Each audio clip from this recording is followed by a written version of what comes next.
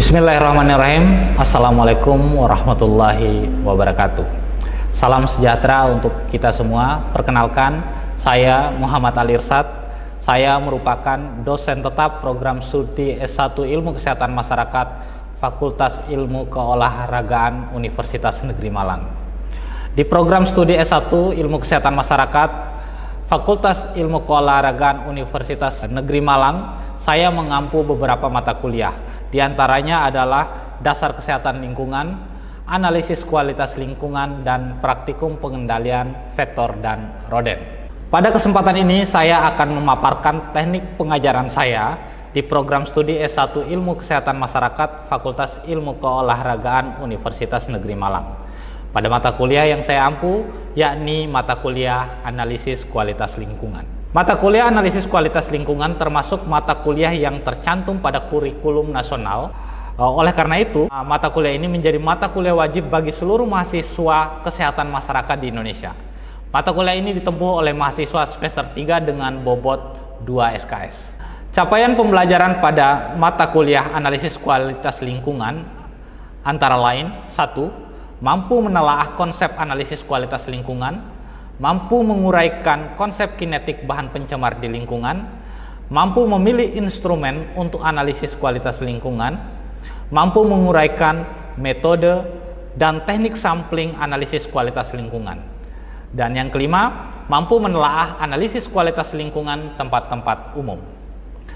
Dan yang keenam adalah mampu menelaah analisis kualitas lingkungan tempat pembuangan akhir sampah dan mampu menguraikan konsep survei vektor, serta yang terakhir adalah mampu menguraikan biomonitoring dan bioindikator perubahan lingkungan.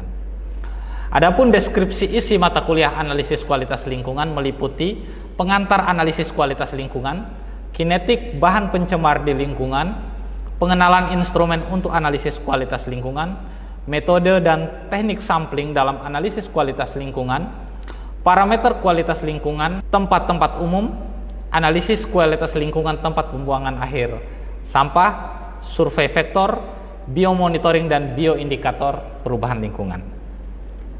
Adapun materi perkuliahan pada mata kuliah analisis kualitas lingkungan terdiri dari 1. Pengantar perkuliahan, yang kedua adalah konsep dasar analisis kualitas lingkungan, yang ketiga kinetik bahan pencemar di lingkungan, dalam hal ini pergerakan bahan pencemar di udara. Yang keempat, kinetik bahan pencemar di lingkungan, dalam hal ini adalah pergerakan bahan pencemar di air. Yang kelima, kinetik bahan pencemar di lingkungan, pergerakan bahan pencemar di tanah. Yang keenam, pengenalan instrumen untuk analisis kualitas lingkungan. Yang ketujuh, metode dan teknik sampling analisis fisik, kimia, dan biologi udara. Metode dan teknik sampling analisis fisik, kimia, dan biologi makanan.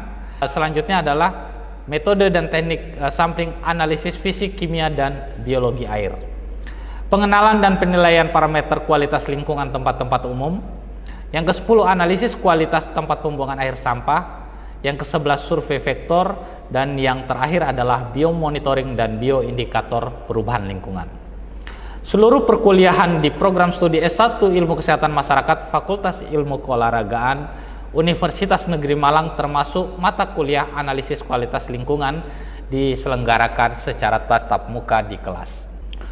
Perkuliahan pada mata kuliah analisis kualitas lingkungan dilaksanakan dengan cara ceramah dengan memaparkan materi kuliah, tanya jawab selama perkuliahan berlangsung, diskusi kelompok untuk memecahkan kasus, dan pemberian tugas untuk penguatan materi kuliah bagi mahasiswa.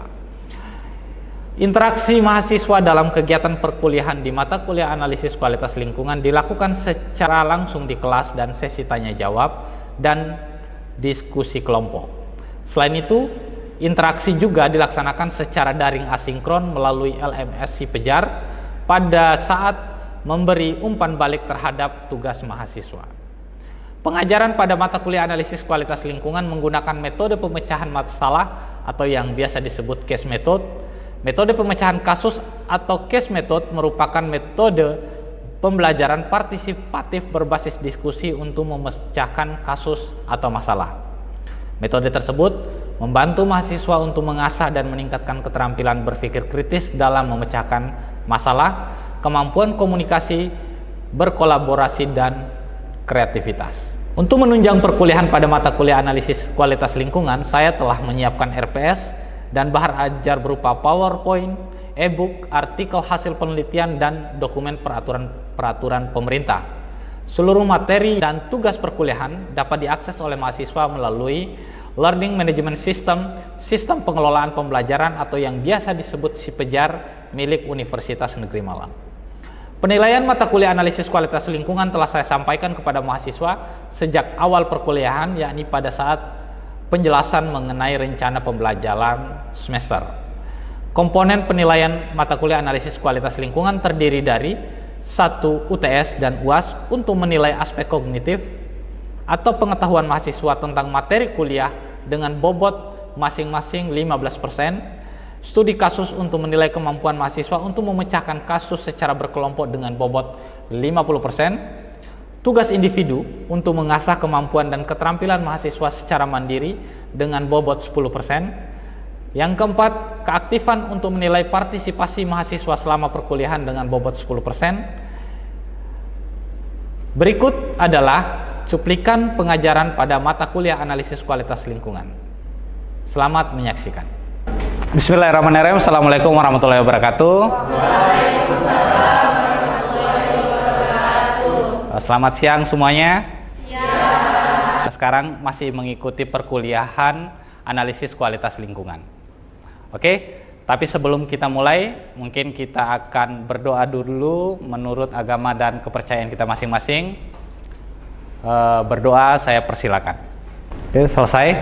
Pada minggu lalu kita sudah belajar mengenai kinetika bahan pencemar yang ada di udara. Nah, sekarang kita akan belajar mengenai kinetika bahan pencemar atau pergerakan bahan pencemar yang ada di air. Nah, saya harap kalian sudah mengerjakan pretest yang telah saya siapkan di SIPEJAR. Sudah semua? Sudah. Oke, alhamdulillah. Pretestnya setelah itu nanti jangan lupa setelah pelaksanaan perkuliahan ini untuk mengerjakan post testnya paling lambat pukul 23.59. Artinya hari ini untuk mengerjakan post testnya.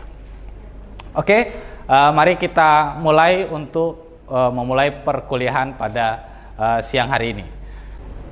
Oke, mata kuliah pada siang hari ini analisis kualitas lingkungan akan membahas terkait dengan kinetika bahan pencemar yang ada di lingkungan.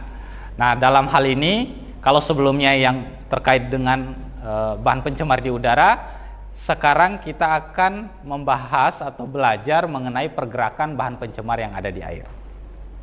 Oke, kompetensi dasar pada mata kuliah ini atau pada pertemuan hari ini yaitu mampu menguraikan konsep kinetik bahan pencemar yang ada di lingkungan.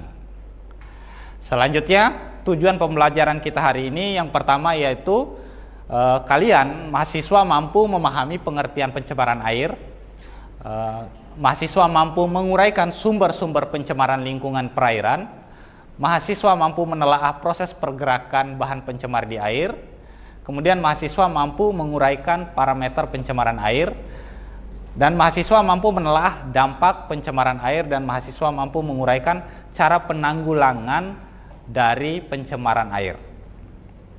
Oke, untuk memulainya, maka saya ingin bertanya bagaimana, apa pendapat kalian terkait dengan gambar ini? Apa? Kekeringan? Terus? Kekurangan sumber air bersih, apa lagi? Apa? Kemarau panjang. Mengapa bisa terjadi? Kenapa kita ini masih bisa terjadi kekurangan air bersih?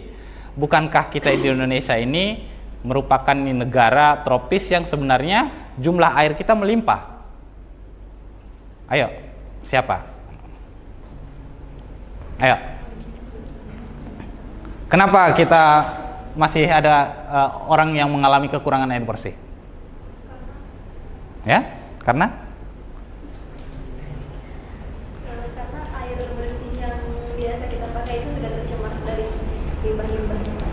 air bersih yang kita pakai itu sudah tercemar dari limbah-limbah. Nah, menurut data UNICEF, teman-teman, tahun 2002 dikatakan bahwa Indonesia itu hampir 70% air minum kita itu dicemari oleh tinja. Ya, dari 70%-nya sudah tercemar tinja. Ini data UNICEF tahun 2022. Artinya, makanya UNICEF kemudian meluncurkan kampanye dihantui tai. Ya, oke, next.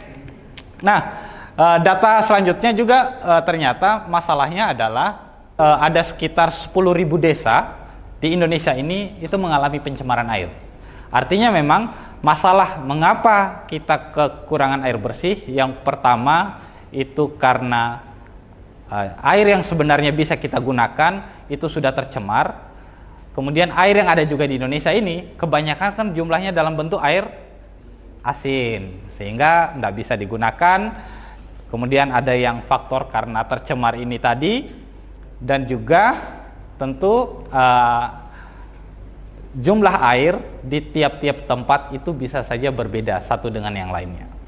Padahal seperti yang kita ketahui, air itu cukup penting untuk kehidupan. Ada nggak yang bisa hidup tanpa air? Angkat tangan aja, nggak apa-apa sih. Oke, next.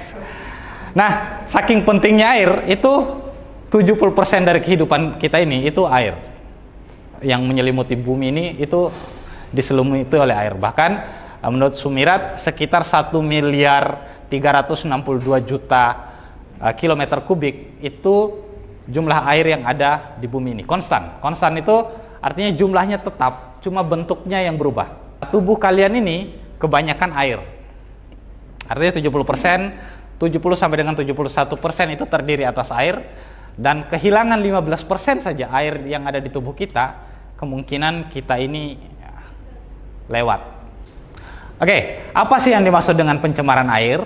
Nah, ini yang perlu saya jelaskan terlebih dahulu sebelum kita masuk pada topik berikutnya.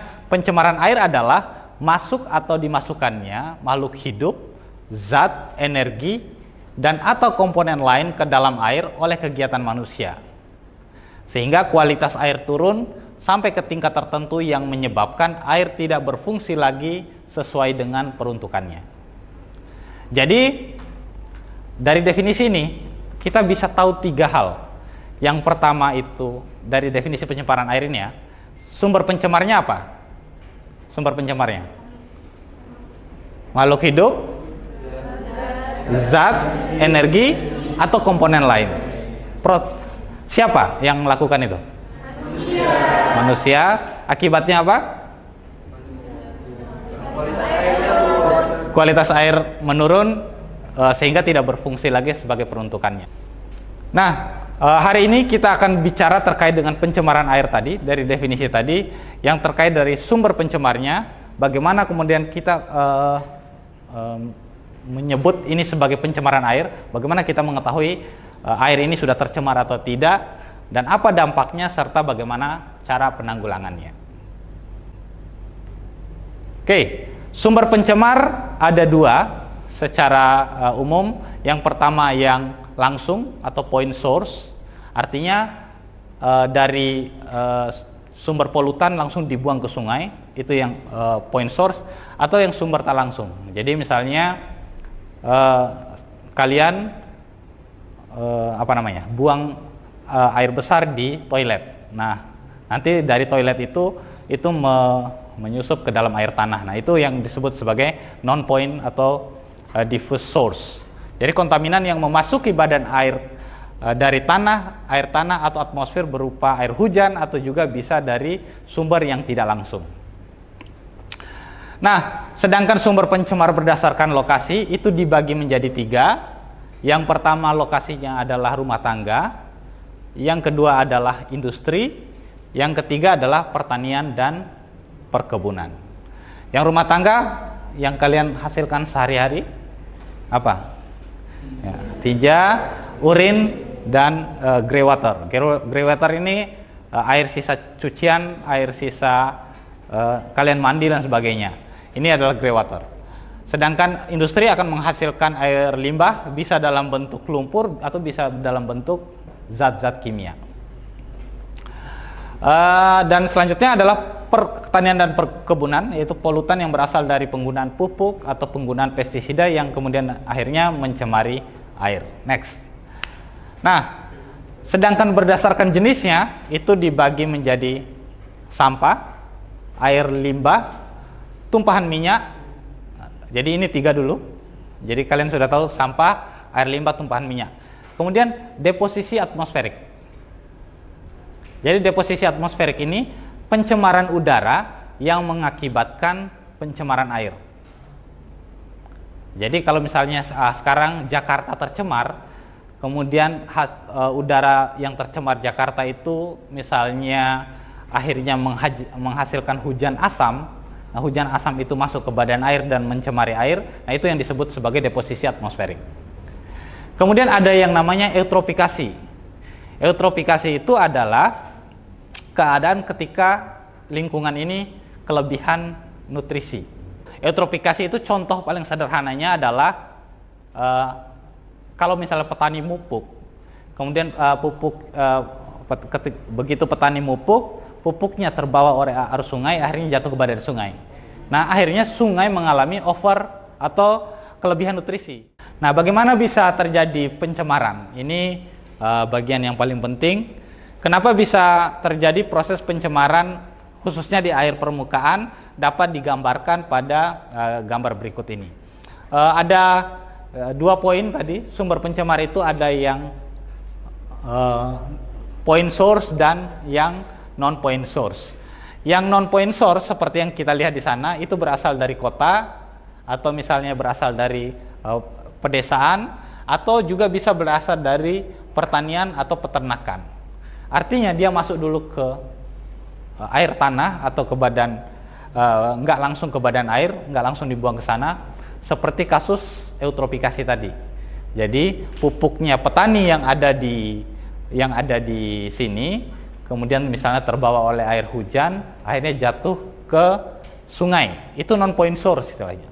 Akhirnya sungai mengalami overnutrisi.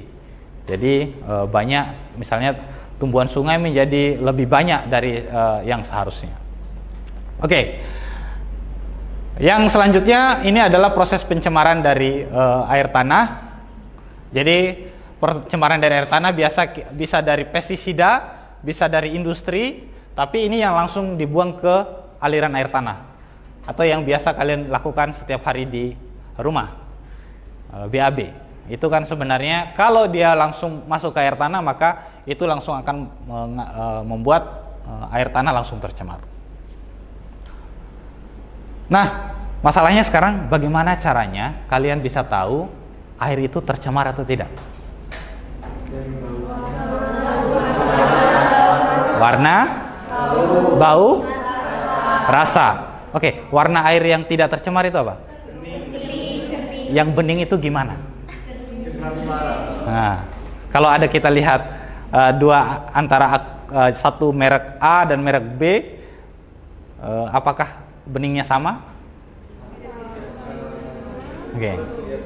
Yang ada yang tidak berwarna, ada yang tidak berbau. Nah, Le Mineral sekarang itu tercemar atau tidak? Hah? Kan dia ada manis-manisnya. Hah? Kan iklannya ada manis-manisnya. Itu tagline saja. Nah, kalau berasa itu apakah dia tercemar atau tidak? Belum tentu, karena ada Le Mineral yang manis, kan gitu. Oke, next. Nah, kita bisa tahu pencemaran air itu dari indikator pencemaran air. Nah, indikator itu bisa dilakukan melalui atau bisa didapatkan melalui pengamatan. Nah, pengamatan itu bisa kita lakukan secara fisik. Jadi kualitas fisik air bisa kita lakukan secara kimia dan bisa kita lakukan secara biologis. Nah, secara umum parameternya adalah pengamatan pencemaran air secara fisik itu bisa dilakukan berdasarkan tingkat kejernihan air, suhu, warna, dan adanya perubahan warna, bau, atau rasa. Atau misalnya air yang biasa kita minum, air sumur itu kita sudah kenal sekali rasanya, tiba-tiba mengalami perubahan bau, rasa, dan warna, maka kita patut duga air tersebut mengalami pencemaran. Tapi jangan-jangan air nilai mineral masuk ke sumur kalian kan. Nah, yang kedua itu adalah pengamatan secara kimiawi. Nah, zat-zat kimia yang terlarut, contohnya pH, misalnya COD misalnya atau BOD. Nah, itu bisa diamati, tapi tentu melalui proses pengukuran atau proses laboratorium. Kemudian pengamatan secara biologis. Nah, biasanya itu untuk air minum biologis tuh. Karena syarat air minum itu harus 0 coliform dan E. coli-nya harus 0. Ya, nggak boleh ada sama sekali. Jadi bakteri patogen di air minum yang kalian minum itu harus 0. Nah, menurut Permenkes nomor 2 tahun 2023, ini Permenkes yang baru, ada beberapa parameter wajib yang ada di air minum. Yang pertama, E. coli total coliform, itu wajib tuh mikrobiologinya.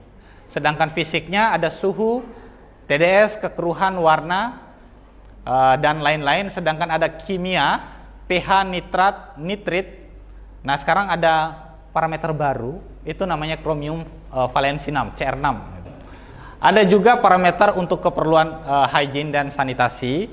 Nah, untuk parameter-parameter tersebut dapat kalian lihat di Peraturan Menteri Kesehatan nomor 2 tahun 2023. Sampai sini dulu.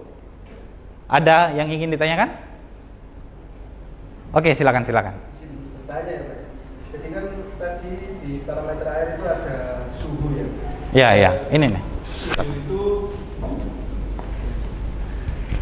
Jadi suhu itu juga dipengaruhi oleh beberapa faktor. Contohnya kalau waktu pagi sama siang itu suhunya juga berbeda. Terus lokasinya juga di gunung ataupun di dataran rendah. Nah, itu gimana Pak itu kalau kita bisa mengetahui air itu tercemar lewat suhu yang berbeda itu? Oke, terima kasih. Nah, di sini dikatakan parameter kadar maksimum yang diperbolehkan itu adalah lebih kurang 3 derajat Celcius sebenarnya. Nah, bisa jadi satu tempat, kadang misalnya di Malang ini cuacanya dingin tuh. Kemudian di daerah lain yang cuacanya lebih panas, atau Surabaya lah, itu kan lebih panas tuh suhu udaranya. Artinya suhu airnya pun bisa saja itu berbeda. Nah, mana yang lebih baik kualitas air di Malang atau yang ada di Surabaya dari parameter suhunya? Nah, tentu kita nggak bisa mengukurnya dari suhu air itu sendiri, tapi suhu air yang dibandingkan dengan suhu udara yang ada di sekitar air tersebut, gitu. Oke, selanjutnya kita akan lihat contoh kasus berikut ini. Nah, dari contoh kasus ini kira-kira apa sebenarnya yang terjadi dari berita ini? Ada yang bisa nambah? Ada? Apa yang terjadi dengan hasil pembuangan limbah? Terus pembuangan limbah sembarangan. Ada lagi? Oke, kalaupun limbah apa ini? Minyak, pasir. Oke, ini terjadi di Bima. Begitu tahun 2022 lalu bulan April itu air laut itu berubah menjadi seperti air kopi. Nah, hasil kajian ITB itu disebut sebagai blooming alga. Indikasi pencemaran limbahnya itu minyaknya itu nanti dulu. Justru ternyata yang menyebabkan itu malah limbah domestik dan limbah pertanian dan perikanan. Baru yang selanjutnya adalah minyak. Nah, kemudian hasil penelitian dari Asriadin dan kawan-kawan mengungkap tingginya angka nitrat, amonia, dan fosfat terhadap kasus pencemaran tadi.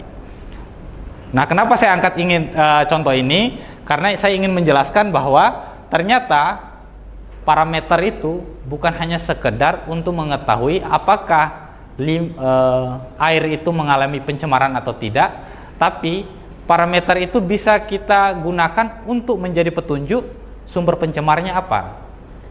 Kalau dia tinggi fosfat atau dia tinggi nitrat atau nitrit atau fosfat misalnya, dugaan kita yang mengandung fosfat itu pupuk. Jadi kita sudah, artinya ini fosfatnya tinggi nih, artinya ini kemungkinan dari limbah pertanian. Atau nitrat atau nitritnya, mungkin bisa jadi ini adalah dari limbah domestik. Nah, apa dampak pencemaran? air ini terhadap kesehatan manusia. Saya kira di kesehatan lingkungan ini yang menjadi poin penting, dampak dari pencemaran lingkungan terhadap kesehatan manusia. Nah, dampak pencemaran air itu bisa dibagi menjadi 4. Yang pertama waterborne disease, water-based disease, water-wash disease, dan water-related insect vector. Nah, air bisa jadi sebagai penyebar mikroba patogen, kayak di kasus diare.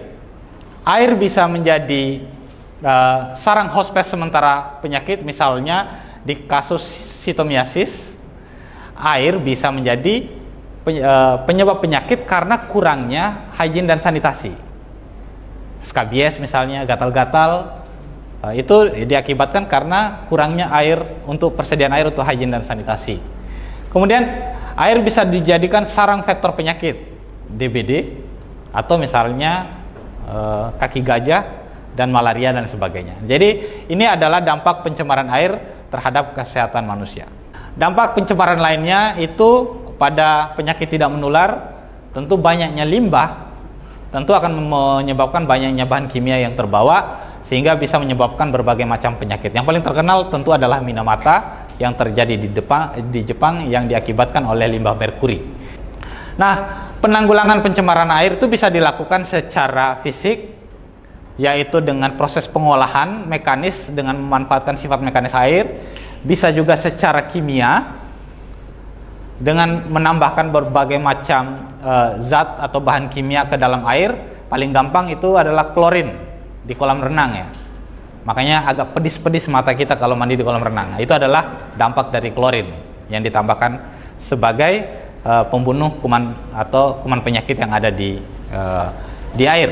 Kemudian ada juga pengolahan secara biologis dengan memasukkan mikroorganisme tuh. Dengan memasukkan mikroorganisme ke dalam air, tapi tentu mikroorganisme yang aman, dan juga adanya bioremediasi bisa dilakukan dengan bioremediasi. Oke, ini sebenarnya tadi kita lihat contoh kasus yang sudah saya tampilkan di awal tadi.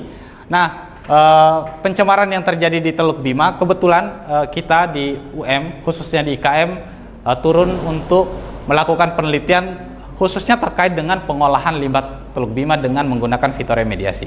Kebetulan saya, Prof. Joko, Bu Mika, dan Bu Anita beberapa bulan yang lalu turun ke Bima dan melakukan pengolahan limbah Teluk Bima yang tercemar tadi, yang berbuih tadi, itu dengan menggunakan 3 tumbuhan lokal, yakni adalah kangkung, kemudian enceng gondok, dan pistia atau kayu apu. Nah, hasilnya sekarang sedang kami olah dan kedepannya akan segera kami publikasikan hasilnya. Oke, ini adalah sumber rujukan yang saya gunakan. Sebelum saya akhiri, ada yang ingin ditanyakan? Oke, silakan. Izin bertanya, Pak, untuk pengaruh stunting itu apa ada hubungannya dengan kejadian pencemaran air? Kemudian stunting itu kan masalah gizi. Kemudian apa hubungannya dengan air bersih dengan hygiene sanitasi? Terima kasih. Oke, ya terima kasih juga atas pertanyaannya. Nah, masalah stunting ini sebenarnya itu agak sedikit kompleks. Jadi ternyata masalah stunting yang kita kira ini sebagai masalah gizi, ternyata bukan hanya sekedar masalah gizi saja. Salah satu kaitannya adalah masalahnya dengan hygiene dan sanitasi. Nah, hygiene dan sanitasi, kenapa bisa ada kaitan hygiene dan sanitasi khususnya air itu terhadap stunting? Karena tadi kita lihat dampak dari air itu bisa menyebabkan berbagai macam penyakit. Salah satunya penyakit infeksi. Nah, kenapa bisa menyebabkan stunting? Bayi yang terkena penyakit infeksi lebih beresiko itu untuk terkena stunting. Contohnya diare. Kalau dia sering diare, anak-anak sering diare, kemungkinan penyerapan nutrisi ke dalam tubuhnya itu akan menjadi berkurang, sehingga gizi apapun yang masuk tentu akan sulit diserap oleh tubuh dan menyebabkan terjadinya stunting. Saya kira itu yang bisa saya sampaikan. Oke, kalau tidak ada pertanyaan, mungkin terima kasih atas perhatiannya pada sore hari ini. Assalamualaikum warahmatullahi wabarakatuh.